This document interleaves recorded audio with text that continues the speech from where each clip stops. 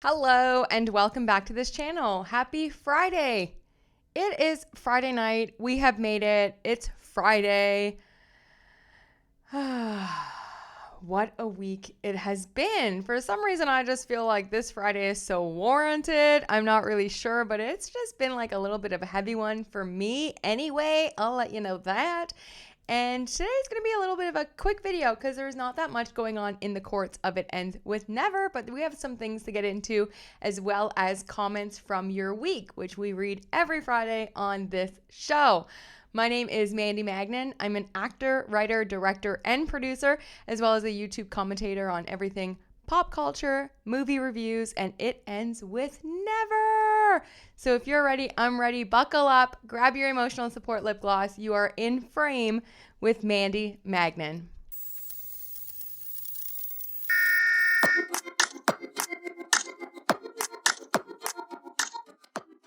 I don't know what is going on today. Well, I kind of do because it's like my lady time. I'll let you know that. Second day. And I am an emotional wreck today. I am so freaking hormonal. I don't know what's going on. I've cried like 5 times. I've just finished having like a huge cry, like over nothing. I was scrolling through TikTok and I saw a video of Jon Stewart where he was crying over losing his dog. And then I was bawling, and then I just was bawling for so long, and it's just like one of those days. And I was kind of like, I woke up early, did my morning routine, wrote in my journal, prayed, went to the gym, came back, was feeling good, and then I just felt very overwhelmed, very emotional, and kind of heavy. So I did an hour meditation. Usually lying in stillness helps me like refocus, because when everything's kind of just overwhelming and I don't know what steps to take, or I'm feeling a little bit lost or heavy or anything like that, I like to just pump the brakes and sit in stillness for a while. So I did that. And then I was kind of feeling like good. I put together like this 3-month plan because I was like, okay, let's just get some motion going. Let's just start the day. Let's go. So I got this 3-month plan for the next 3 months, of course, for social media, editing, videography, and stuff like that, to like kind of align everything and really build this out. And then I just got, again, like super just in my feelings, I'm like, wow, okay. Goodness gracious, thank gosh this only happens like once a month, because what is going on here? But just a little bit of honesty. Cry it out if you gotta cry it out. Like, I am a sensitive gangster, okay? And yes, I thug it out for real, but then I'm not afraid to cry. I'm not afraid to let it out and be in my feelings and let it go through me and pass through me and admit it. And honestly, even sometimes just admitting it makes you feel a bit better, and everyone has those kind of days. And I don't want that energy to continue on or stay in my body and get stored here.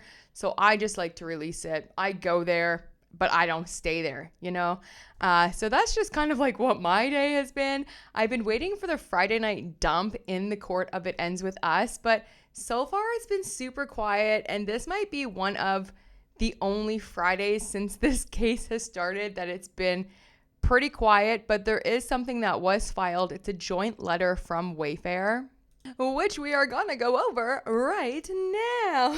Okay, so this joint letter, very short, very simple. It's from the one, the only Kevin Fritz. And it just says, as counsel for Wayfarer Studios, LLC, Justin Baldoni, Jamie Heath, Steve Sarowitz, It Ends With Us Movie LLC, Melissa Nathan, the agency group, and Jennifer Abel, collectively, the Wayfarer parties, and pursuant to Rules 1D and 2K of your Honor's individual rules and practices, we write to advise the court that all parties have agreed to a briefing schedule for plaintiff Blake Lively and third-party defendant Jones Works LLC's respective motion for spoliation sanctions, collectively the motions. Pursuant to Local Rule 6.1a, the current date for oppositions to the motions is October 29th.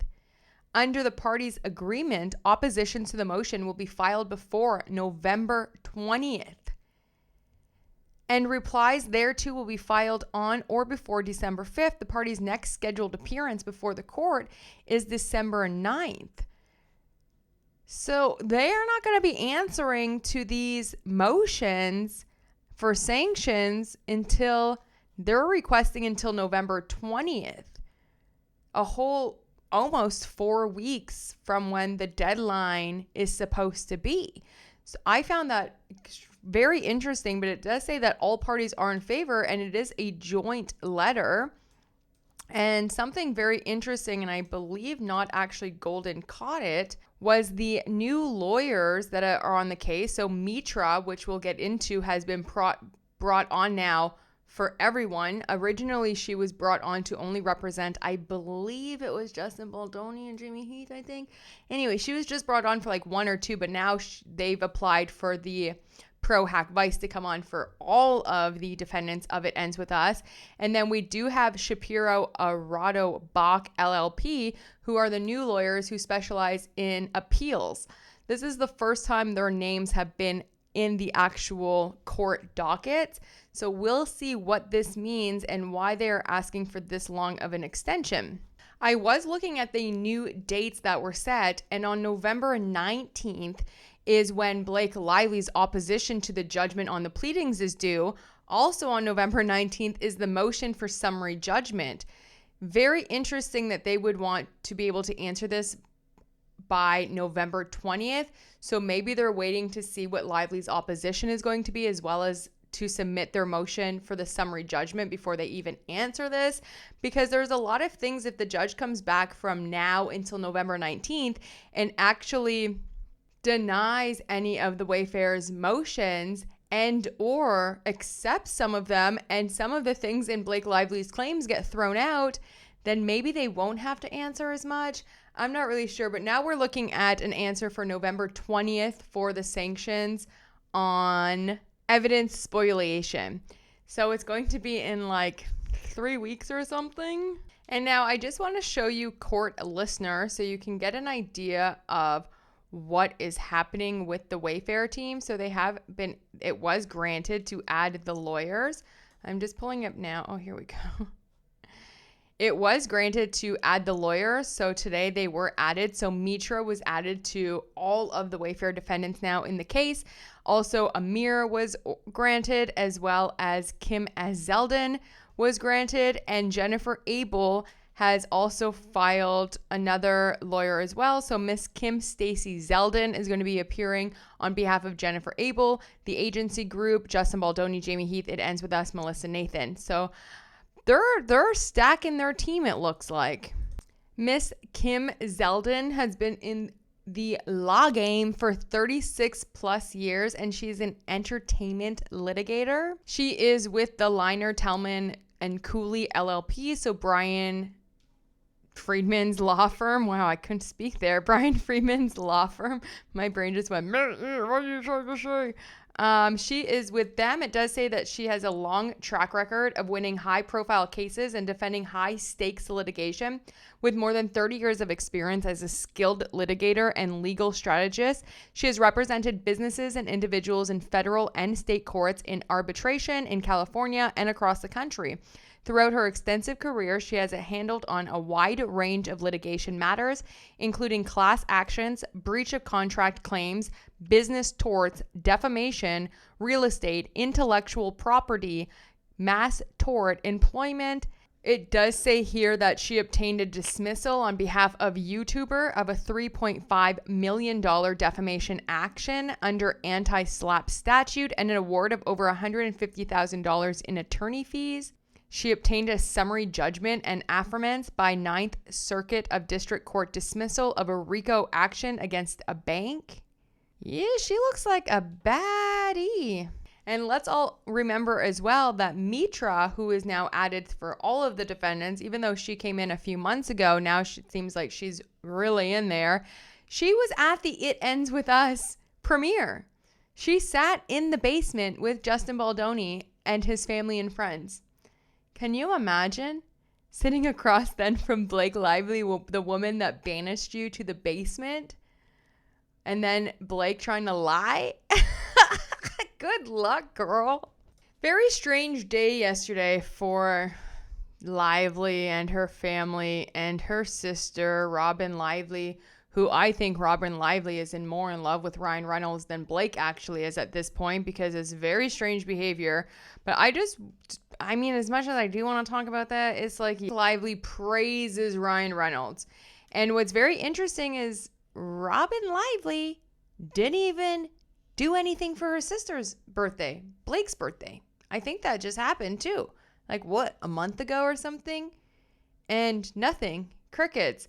But here she is praising her brother-in-law, okay? Calling him good to his core.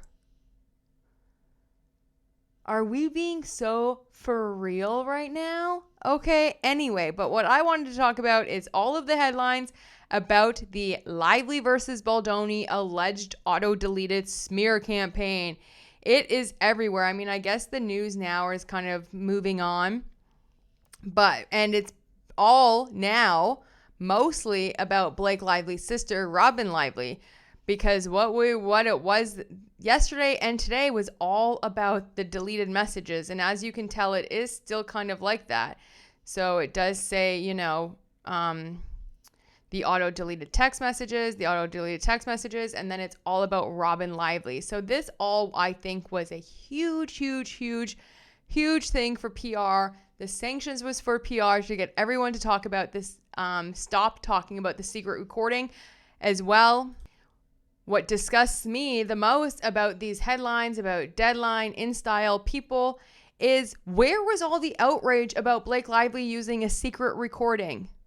Where was all the outrage about all of the shady stuff that Blake Lively has done throughout All of It Ends With Us, the entire post-production, the entire PR disaster marketing tour, kicking Justin out of the movie, kicking him out of the premiere, now using this secret recording that Steve Sarowitz never gave consent to and holding it over their heads, and the recording wasn't even at all what they're saying it was.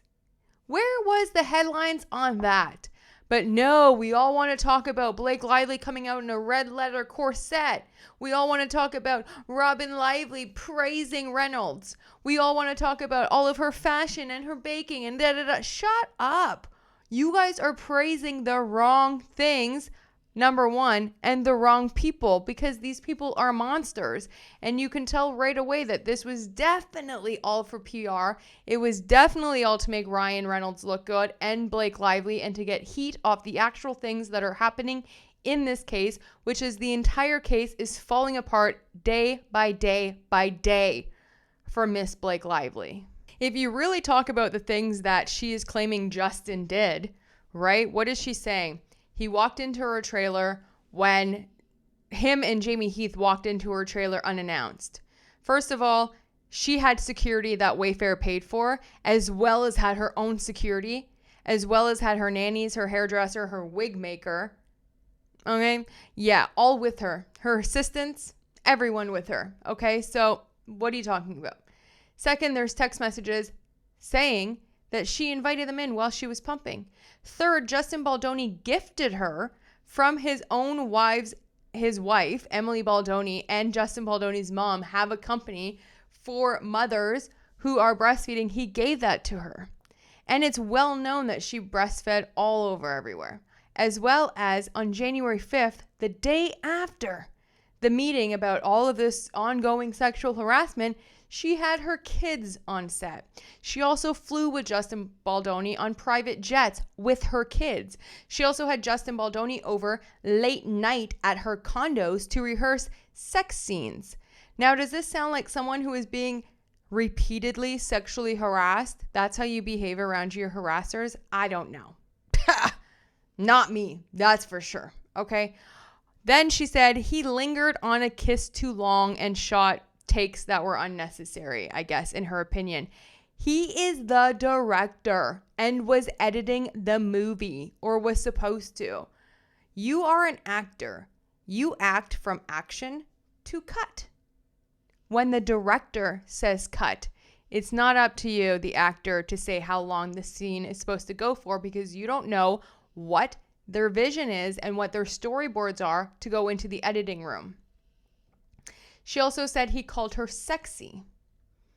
Well, there's text messages from Blake Lively wanting the character to be more sexy, wanting to be sexied up, referring to her character as more sexy. So knowing that Justin Baldoni is probably walking on freaking eggshells around Blake Lively and Jenny the man beater Slate, he was probably just trying to make them feel good and use the same verbiage that Blake Lively repeatedly uses. He commented on the wardrobe, saying the wardrobe was sexy. Blake Lively went over the wardrobe by almost $500,000. So that wardrobe better look good. Okay? Again, Blake Lively and all of her post-production, all of her PR throughout the entire marketing of the film, all she did was talk about the fashion. All she did was talk about the wardrobe and the rings and the shoes, this. But yet when Justin Baldoni talks about it with her, it's sexual harassment. The dance montage where he, I think at first said licked or sniffed up and down her neck. Yeah, he sniffed. You smell so good.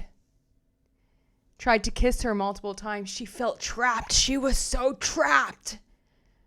Well, then we saw the dance montage takes. Yeah, we all know how that went. The birthing scene.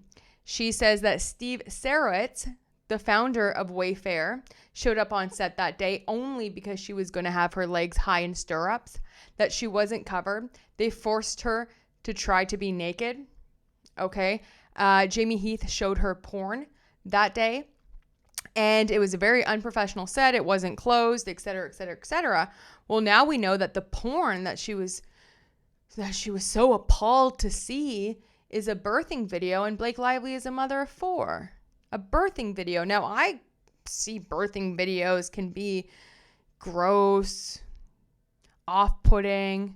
They create a lot of emotions, right? It could be very intrusive, alarming, right? Porn? That's strange. But now we have the actor as well as Wayfarer side, as well as Steve Sarowitz coming out, and Steve Sarowitz says he wasn't even there for that scene. The actor who played the OBGYN said everything was fine. She was covered up, first of all, and she had black shorts on. Explain that. As well as in Blake's own CRD complaint, in the little footnote, if you look, it says that she was wearing what every actor wears to shoot scenes like that. So it's okay for every other actor, but it's not okay for Blake. Those are the things that she is claiming that they did, right? Now let's talk about what they're claiming Blake did. Ryan Reynolds screamed and berated Justin in pre-production for fat-shaming his wife for asking the trainer how much she weighs so he can prepare for a lift scene because he has a bad back. In pre-production, the actor's husband, regardless of who the fuck he is, okay, the actor's husband is screaming not only at the director, but at the producer and the person who runs the freaking company who's making the movie. He's berating him. They should have fired her then. She missed set multiple times, claiming death in the family, COVID, etc., etc., etc., but then was seen at Taylor Swift's concerts. Interesting. She blamed Wayfarer for COVID. Meanwhile, her husband, Ryan Reynolds, was on a late night talk show admitting that he also got COVID, and he, in turn, was blaming his female co-star. So which is it, Blake and Ryan? Was it Justin Baldoni that gave Blake COVID, or was it Ryan with his female co-star? Interesting how that happens. Don't want to say anything that happened there, but very interesting. She went over the budget of wardrobe by almost $500,000 for her wardrobe alone. She had the first AD, 2 women ADs fired from the set. She didn't even show up to shoot on the first day principal photography was starting. Let's start there, right? Doesn't even show up to shoot. Then on November 9th, when they are ready to go and the guild strike is over, She's not ready to go yet because then she sends this 17 point of demands. This 17 point of demands is after the meeting of the dragons, is after they told her no for the first time. She kept asking to see the dailies over and over and over during the strike. And finally they put their foot down and said no.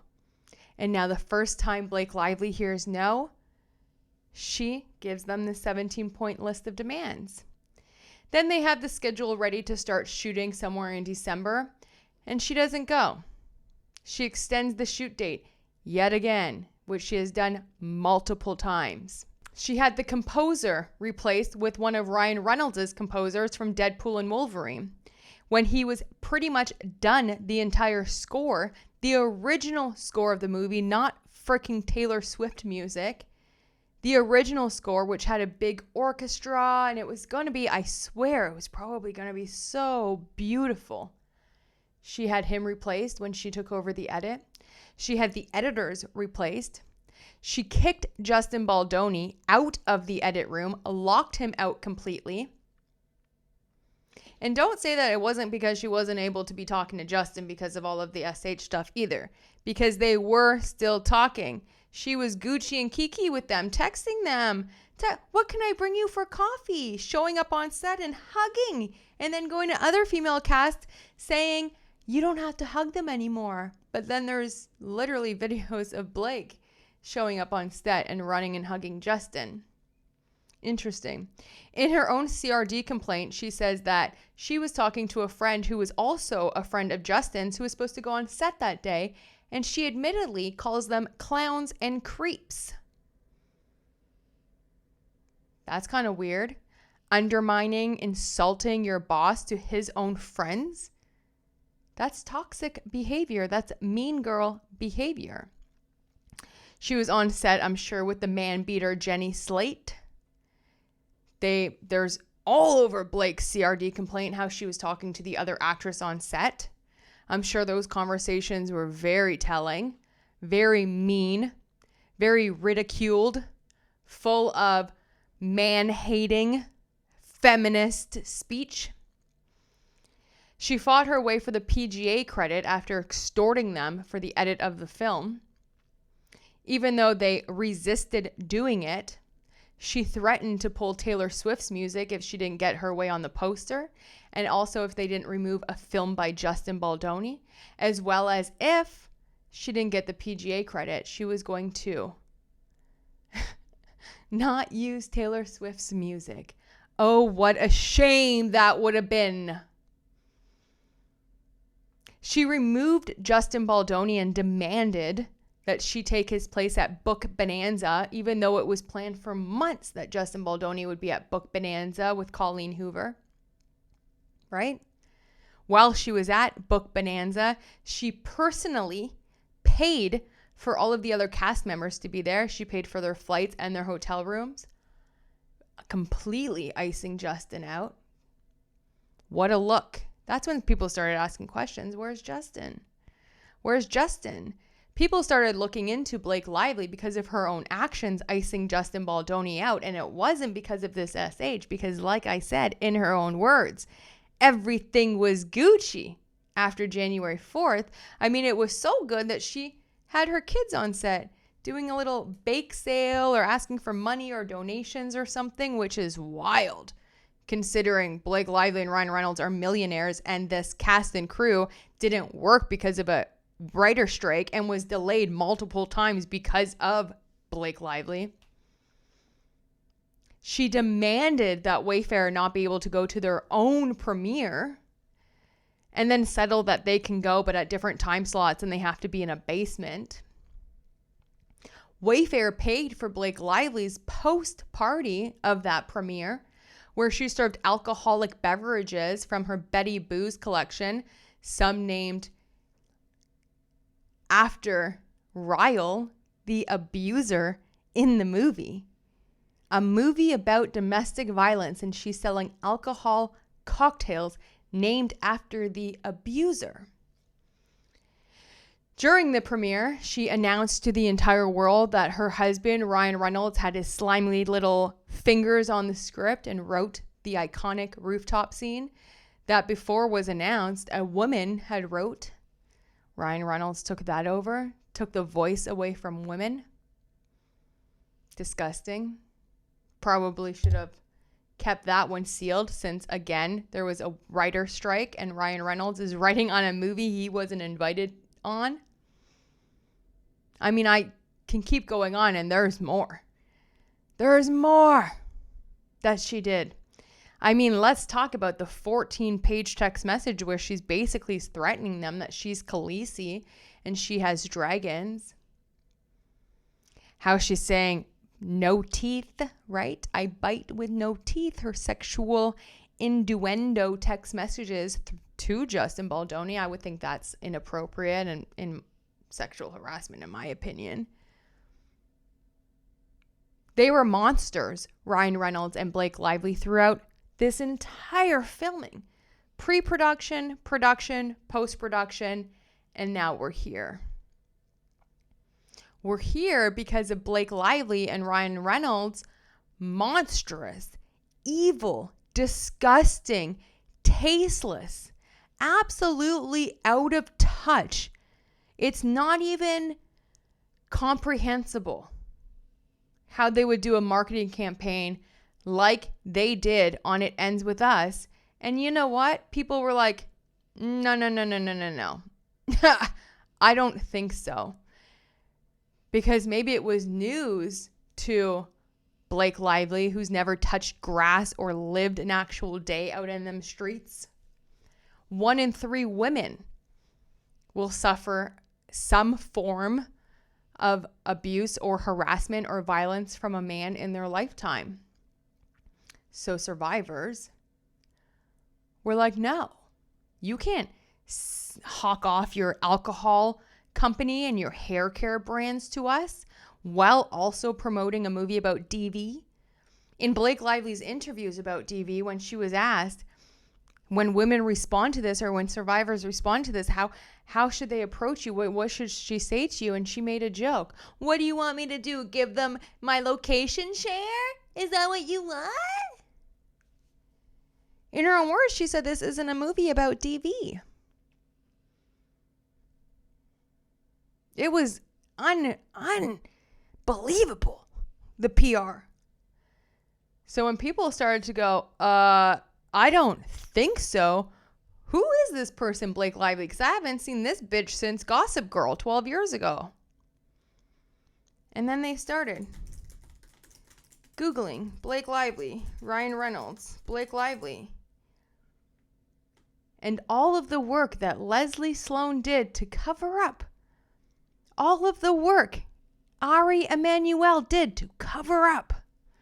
All of the PR, all of the money, all of the little games, all of the control they had over all of their decade-long acts of brutality and complete dumbfounded meanness and cruelty came to light.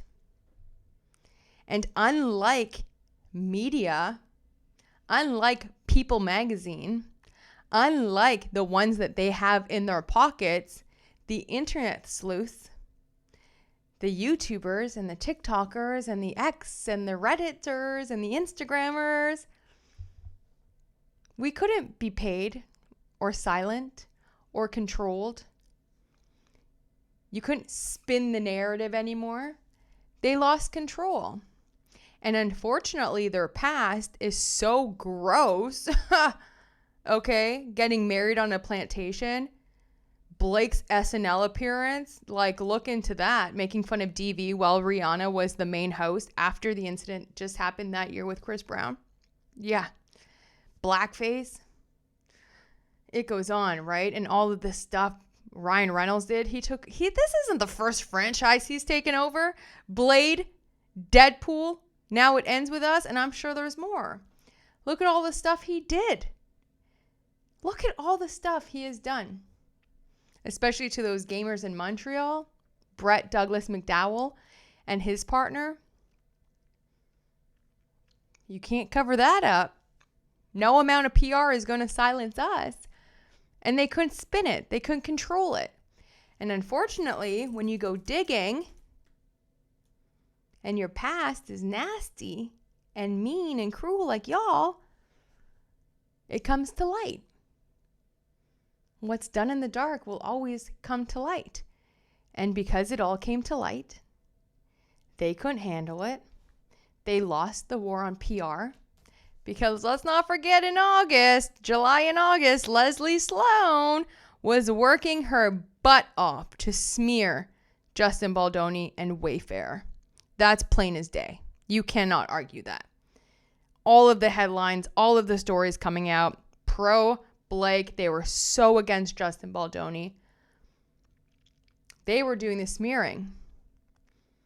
Wayfarer were just trying to counter it. But then when we got involved and we started looking, they're monsters. And they have been for a very, very long time. And when you have those types of monsters against people like Jamie Heath, Steve Sarowitz, and Justin Baldoni, the people of opinion, the court of public opinion, they're siding with good nowadays over money and power. You might have got Liz Plank, you might have got Colleen Hoover, and Isabella Ferrer, and Claire Ayub, and Jenny the Man-Beater Slate. They might have fell for the power and the shiny objects and the money. But humanity and people and the internet sleuths, that's not as important as good and heart, which is what the Wayfarer people have. And Ryan and Blake just couldn't handle that. They couldn't handle a month of bad PR. 2 weeks at that, damn near. 2 weeks. Couldn't handle it. And then they went scorched earth. And a few months later, started this with no evidence, with false accusations, with zero proof. And now we're here. And it's imploding. And the house of cards is falling. And I can't wait till it's crumbled down to the ground. Can't wait. And don't worry, Stephanie motherfucking Jones. I know I didn't say your name in here. But y'all know how I feel about that boss. That boss babe. Right? It's just unbelievable. It's so crazy to me that people can still claim retaliation and have followed this case. And there are influence out there. I watched a tape yesterday on TikTok from this woman who's always been pro-Blake, by the way. And she recapped the Steve Sarowitz conversation and was on the side of Claire, saying, it's so obvious she was so scared and da-da-da-da-da-da-da-da, and this proves Blake's points and doesn't look good for Steve. And are we okay out there? There was no retaliation from a complaint made in May of 2023 that happened in August of 2024. First off, over a year later. Okay. Let's think about what happened between January of 2024 to August of 2024 and Blake's own behavior and actions.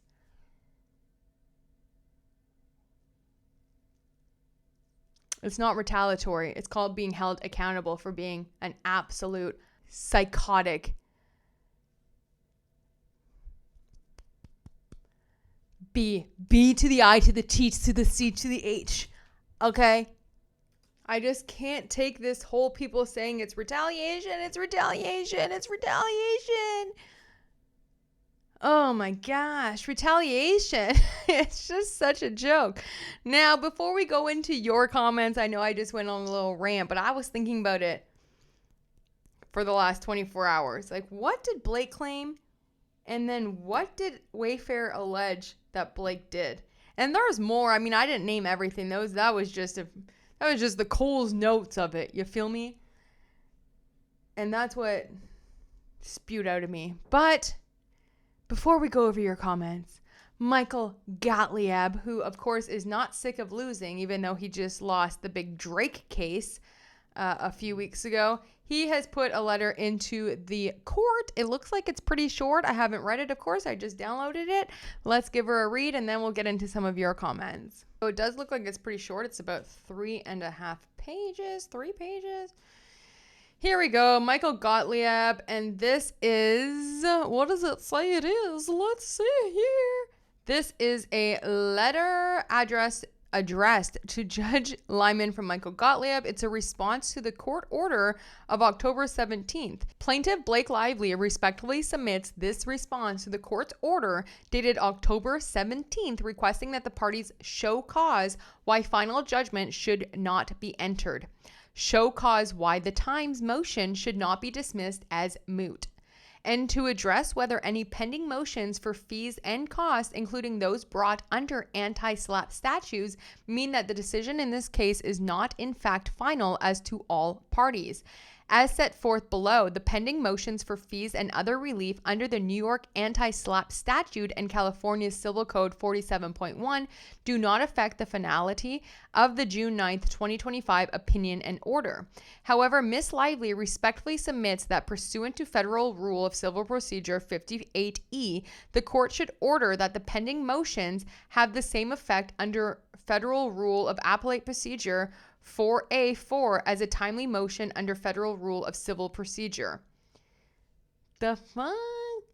The dismissal order is a final decision. It is well established that a decision on the merits is a final decision under 1291, even if the award or amount of attorney fees for the litigation remains to be determined. And as a general matter, a question remaining to be decided after an order ending litigation on the merits does not prevent finality in its resolution, will not alter the order or moot or revise decisions embodied in the order. The pending anti-SLAPP and Section 47.1 motions cannot affect the finality of the dismissal order because their resolution cannot affect the decision embodied in that order, and that the amended complaint failed to state a claim on which relief can be granted. For example, even if the Wayfarer parties were able to show that their amended complaint did not lack a substantial basis in fact or law, that would not alter or moot or revise the court's determination that the amended complaint failed to state a claim for purposes of law. The same will be true for the court's resolution of Ms. Lively's argument that the amended complaint was brought against her for making a communication without malice regarding an incident of sexual assault, harassment, or discrimination.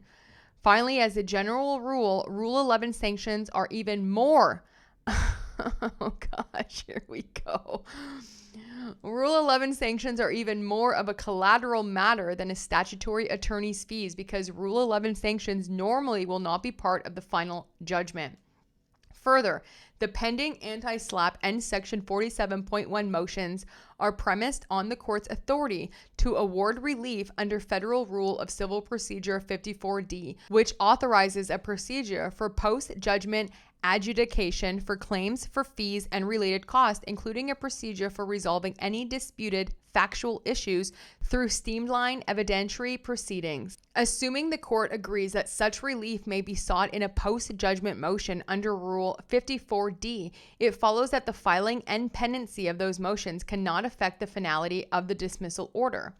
Moreover, given the emphasis placed by the Supreme Court on the preservation of operational consistency and predictability in the overall application of 1291, any ambiguity in the application of 1291 to the increasing variety of remedies provided by the anti-SLAPP statutes and California's Section 47.1 should be resolved in favor of the uniform rule of finality that applies when other types of fees disputes remain unresolved following final decision on the merits of a plaintiff's claim. In view of the foregoing, there is no reason why the court should not enter judgment pursuant to the Federal Rule of Civil Procedure 58 in number 25 CV 449 and dismiss the Times' motion for entry of partial final judgment as moot. Of course, they're going to take the side of the New York Times. Blake Lively colluded with the New York Times to get the story out, and it was all lies. I mean, the New York Times cherry-picked which text to use. They never put the text in of Blake inviting Justin to their trailer. They never put any of Blake Lively's text in about her Khaleesi, etc., etc. Like, It was so one-sided and absolutely awful. Like, they worked together. Of course, Blake is going to be on their side.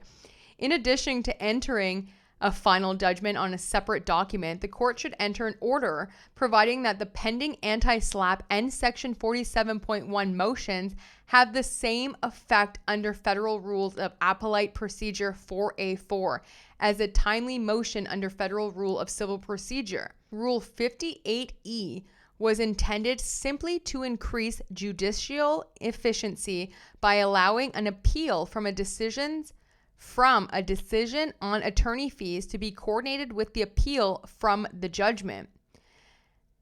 As an advisory committee recognized, in many cases, it may be more efficient to decide fee questions before an appeal is taken so that appeals relating to the fee award can be heard at the same time as appeals relating to the merits of the case. Ms. Lively respectfully submits that considerations of judicial efficiency support the use of that procedure here.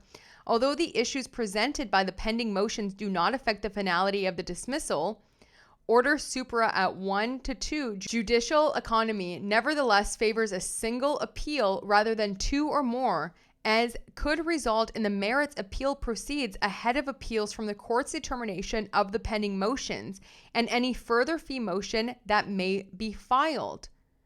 Entering Rule 58E order in light of the several pending issues concerning interest and attorney fees as consistent with the spirit of the final order rule and the Second Circuit's pronounced reluctance to entertain piecemeal appeals. For these reasons, Ms. Lively respectfully submits that prior to entering final judgment, the court order pursuant to Rule 58E that the motions at dockets number 370 and 742 have the same effect under Federal Rule Appellate Procedure as a timely motion under Rule 59. They're talking a lot about appeals here. A lot about appeals, Mr. Michael Gottlieb. So basically, of course, Blake Lively is saying, yeah, New York Times is out of here. Once the judge agreed, once they dismissed them on June 9th, that means that was a final decision. All right. And even though there are still motions for attorney fees under the anti-SLAPP and California Statute 47.1, that can still be tried at a different time, but it doesn't stop the decision of the dismissal from being final. Because the anti-SLAPP and 47.1 motions are post-judgment matters, which is very interesting that those are post-judgment matters, and that's what Blake Lively is filing for, but the case is still going. I digress. That they can still handle that even though the case has been dismissed for the New York Times. What Blake Lively's lawyers is trying to claim is a bright line rule. So I looked up what a bright line rule is, and it says it's pretty simple. It's very clear and simple with no gray areas. So what they're saying is once the judge dismisses the main claims, meaning the lawsuit itself is over, the case should be considered final, even if there are still side issues like attorney fees or sanctions to sort out later. I don't know what's going on, but that had a lot of things to do with appeal, and I hope Wayfarer appeal and they do it quick. Okay, and probably my favorite time of the week, honestly, is going over some of your comments from the week. So without any further ado, here are just a handful of comments that caught my eye over the week. Thank you so much for everyone who supports this channel and engages this channel. And yeah, honestly, y'all mean the world to me. So let's go over some of them. At Jungle Vet Jill, and this is on the day that the secret recording was released. They say, that clip of Claire really cleared up a few things. She is so annoying. Faux feminists of a feather sure flock together. Claire was on Liz Plank's podcast, etc. But they all sound like Blake pseudo-intellectual word salads. Even Ezra must be afraid of wide distribution of an illegally obtained recording of a billionaire. Also explains why Lyman threw them a bone with this ruling when in the end this recording will become mute. I've seen all videos on this and you still made it funny and picked up on the other facts. They are trying to cover up more cherry picking. I really like your show and your take on things. Thanks, girl. But yeah, for sure. The clip of Claire, like if you really watch some of her videos and the way she talks, and then her admitting that she wasn't able to meet deadlines on Empire Waste, because, she just emotionally couldn't handle the pressure and the stress, and she wasn't at a high level, and she couldn't meet the deadlines and had to take a break. I feel that's probably where Justin was like, hey, where's the movie? Where's my money? What's going on here?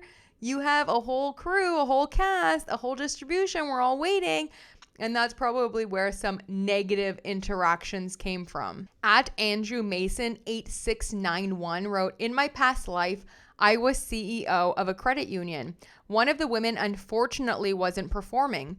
I'm working hard with her to improve her performance because the last thing I wanted to do was fire her. So what happened? She accused me of bullying her. Sigh. Sounds like a similar story with Claire. Well, I'm so sorry, Andrew, that happened to you. And this has actually happened to some people I know, even just recently. One of my friends' moms, and people nowadays like to use a whole bunch of trigger words, bully, SA, SH, it's not cool, it's not fun, it's called accountability, and it's called, stepping up your game, and people want to uphold you. And so Andrew, I'm so sorry, but that's exactly what it sounds like here to me, as well as that, she was dropping the ball. She wasn't meeting deadlines, and she was probably being held accountable, and Claire didn't like that. At One Lucky Doe 820 wrote, I read this, I think yesterday or 2 days ago or something on a video, but this was just in my folder from the comments of the week. This is one of the funniest comments. Watch her negative interactions with Justin Baldoni interrupting her. Because, we heard her, right? We heard her, right? Victoria Stravu, thank you so much for the super thanks. I really appreciate it. You are the best. She wrote, thanks. What's striking about that email is the use of the word if. We already know from multiple witness statements, including Blake Lively herself, that the second phase went smoothly. I generally don't see how the preservation of signal messages has any connection to this email or letter. There was no smear campaign or retaliation during the first phase, and the 17-point agreement specifically addresses retaliation only during filming and up until the conclusion of her final promotional appearance. Right. If they weren't smearing her during the whole time after she reported or allegedly made these reports, even though there's no actual reports out there, why would they do it a year and a half later while the movie is coming out? It doesn't make any sense. You want your movie to be a success. You want the media to only be talking about great things, talking about the film, talking about it. And I fully believe because of Blake Lively's actions, first of all, taking over the edit, second of all, not even being a great actress, but taking over the edit, first of all, and not being able to be directed by the director who had a vision for the movie, that's why it didn't get nominated for nothing. And her whole behavior on the red carpet, that is not, you don't get nominated acting like that. Nope. At Carrie Davies 1406 wrote, love your takes on all of this, Mandy, especially your repeated reference to Stephanie motherfucking Jones. We all see and hear your elevated frustrations with all the players, but more with Stephanie motherfucking Jones. But your reference to Khaleesi RR and his dragons with Blake Lively as the lead. So I referenced that it seems like Ryan Reynolds is Khaleesi and all of these women are his dragons. But seriously, if they are scrambling for evidence, can they not use the same evidence the New York Times used, which we know was supplied by Blake Lively and Stephanie Jones? Further published story last December. Wait.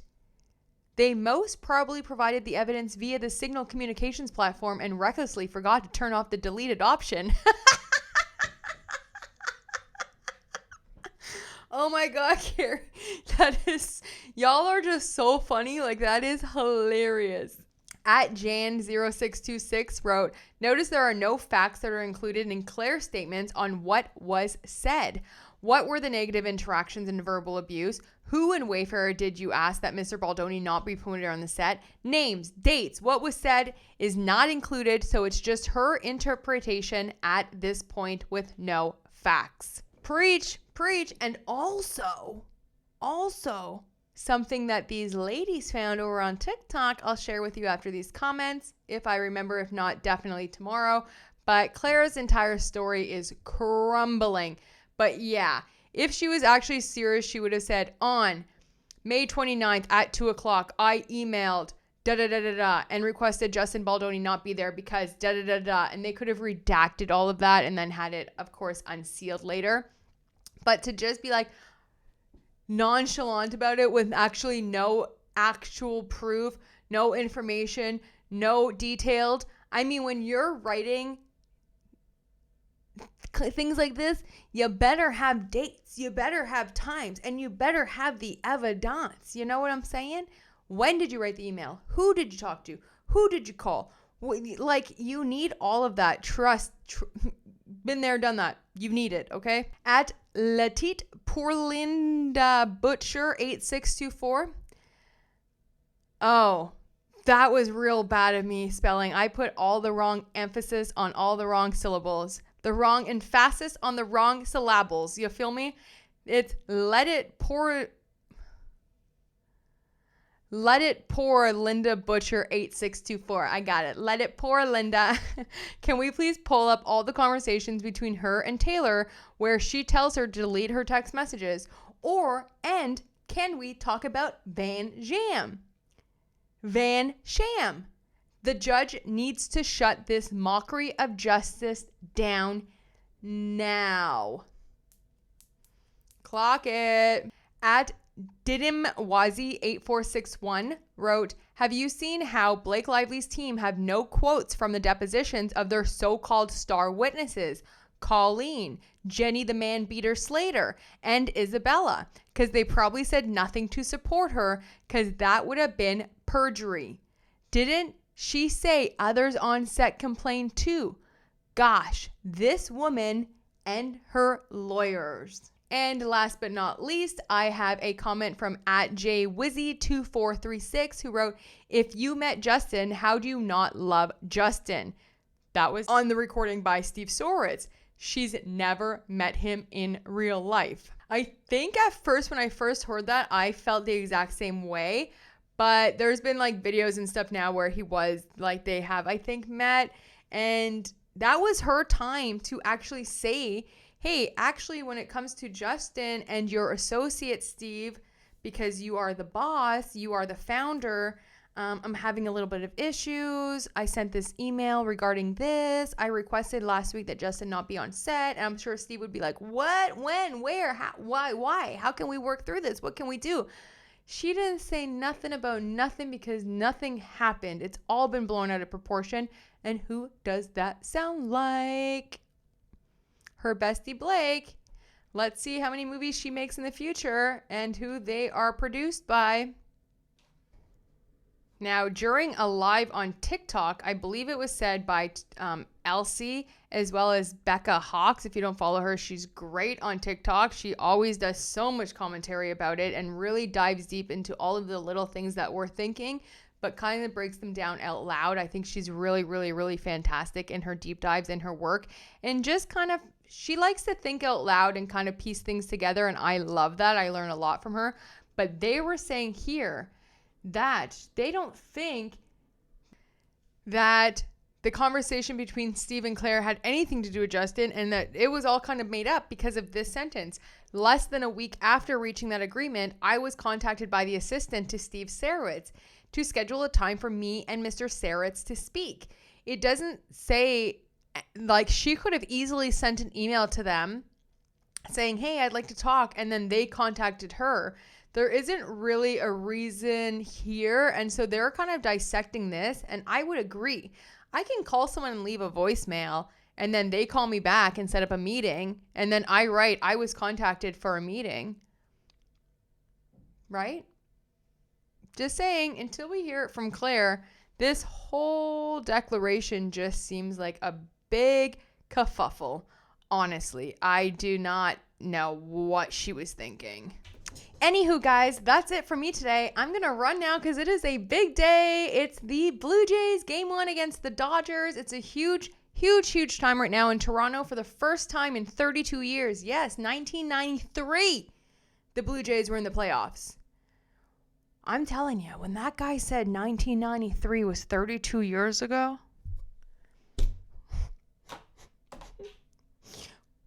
What do you mean 1993 was 32 years ago? You know what I'm saying? Okay. But I guess that's what they're saying. Okay, I'm not agreeing or disagreeing. But yeah, they're playing game 1 right now.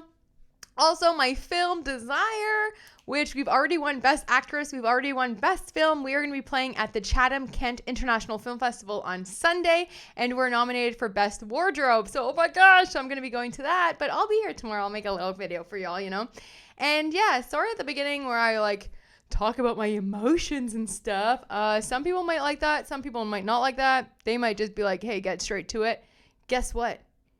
I like to be an open, honest human being, okay? You got to take the good with the bad, and if anything else, I'm not a faker and I'm not a liar, okay? So I'm just real with it when it happens.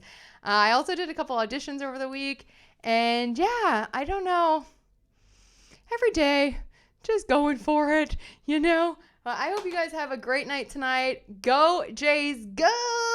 And yeah, I'll be here tomorrow. So I love you so much. Thank you. Thank you for putting up with my madness. Drop your comments. Let me know what you think. And yeah, we'll see if there's any late night Friday dumps. If there is, I will definitely inform you over the weekend. But if not, I'll just see you tomorrow. Love you. Bye.